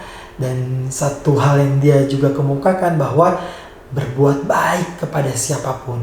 Hal itu dia sudah terapkan dengan tidak mem-PHK karyawannya selama pandemi, meskipun bisa dibilang bahwa dia juga adalah bisnis dia juga dalam kesusahan. Wow. Dan yang pastinya dia juga selalu berdoa dalam setiap kesempatan karena dia sangat percaya bahwa segala sesuatu ditentukan oleh Sang Maha Pencipta. Ya, teman MHM Podcast, mau lihat video-video menarik lainnya, video-video inspiratif, baik tentang bisnis, hukum, lifestyle, dan apapun itu, makanya supaya gak ketinggalan video berikutnya, jangan lupa klik subscribe dan lonceng, juga kasih komen dong, biar kita juga semangat untuk membuat video menarik lainnya. Thank you and wassalamualaikum warahmatullahi wabarakatuh.